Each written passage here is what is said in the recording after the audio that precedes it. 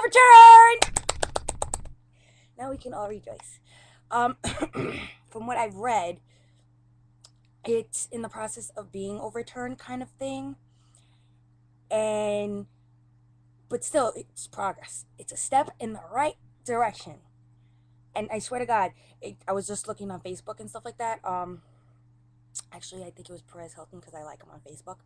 And some stupid idiot decides to come out with the freaking classic. It's Adam and Eve, not Adam and Steve. Like, really? It's called 2000 and late, man. It's like we're so 2010 and you're at it again. I mean, you need to calm down, dudes. If you don't like homosexuality, then come out the closet. That's what I think. I'm just grateful because, it's. I don't see why gay men and women should not be entitled to equal rights. I mean, all of a sudden it's like gay is the new black or something, and it's like the new racism or something, and it's it's discouraging. It really is. For the simple fact that everybody is entitled to a choice. Infants are entitled to a choice to whether they want to live or the parent or the mother wants to abort it. Animals are entitled to live. You've got freaking cults like PETA preaching animal rights and stuff like that. I mean, why is it that a dog has more rights than a gay man? Hell, dogs can get married. Bet you didn't know that. Dogs can get married. Gay people cannot. How the fuck is Fido getting more respect than I am? I mean, well, I'm bi, so I can't really say that I'm gay. Um, but if I wanted to go out with a girl and I wanted to marry her, why should I be stopped?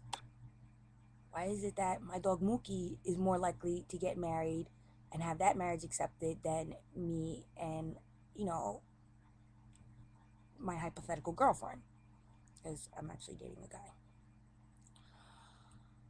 I'm just grateful that I can live in history. Like, there's so many things that have happened in my lifetime that I didn't really expect to happen. I mean, first of all, to witness the new wave of gay-sism, as I like to call it. It's like it's being discriminated against gays. They call it homophobia or whatever, but it just sounds so, I don't know, sounds more like a mental disease.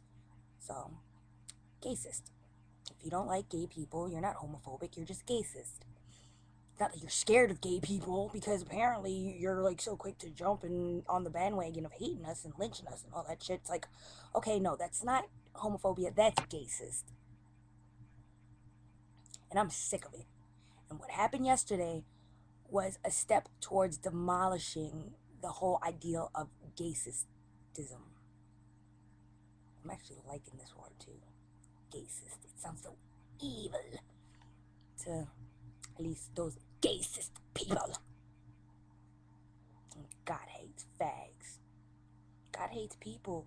Oh, well, no, he doesn't hate people. He hates hateful people. He hates gay-sist people. I mean, there's like so many things in the Bible that say this and that and this and that. But in the end, it's all about following your heart.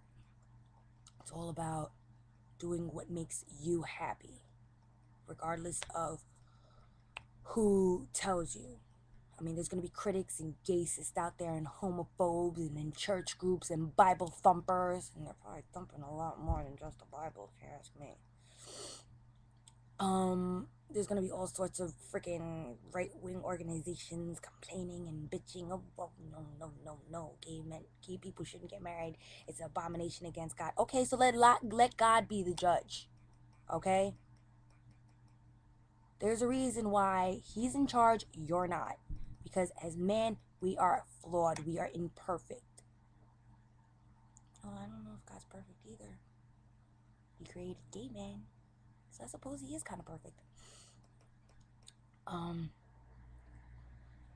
I think that with Prop 8 hopefully being overturned, other states can finally see that there's hope. Because maybe that there wasn't enough hope in other states where they were like, maybe there's hope for the Arizona state too. Like, you know, if we could overturn the gay-sism and, put an end to that, then maybe we could put an end finally to racism. Because my friend is actually in Arizona, and it's kind of funny because when he grew up, everybody used to call him Paco because he happened to look Mexican, but he's not. He's Sicilian. Um, but me and his mom were discussing. We were actually joking about it. He was sitting in the back of the moving truck with the furniture, and I made a comment about be careful because they might think that you're a Mexican. And his mother looked at me and said, "Oh, I hope they think that because I'll be ready to sue their asses for all they got. And maybe, just maybe, they might turn down that Arizona law." I think that law is completely racist. Like anybody who's of Spanish descent has to be carded. That's kind of disrespectful. I'm Puerto Rican and I'm gonna walk around Arizona and I'm gonna get carded like, let me see your papers. I'm like, I got my papers right here, motherfucker, right in between my legs, bitch. I think it's rude. So this gay-sism and this racism needs to stop. And so far, we've made a step in the right direction with overturning Prop 8. Now, hopefully, we'll be able to turn down that Arizona law that, like, pretty much racially profiles all Spanish people.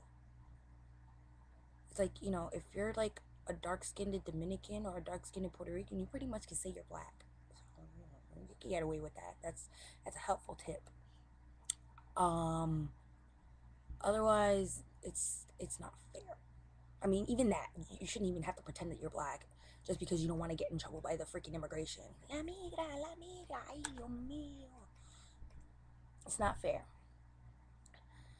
I hope that Prop 8 kind of opens everybody's eyes to the level of gay-sism that people have been imposing on all of us. So, history in the making. Look at how far we've come.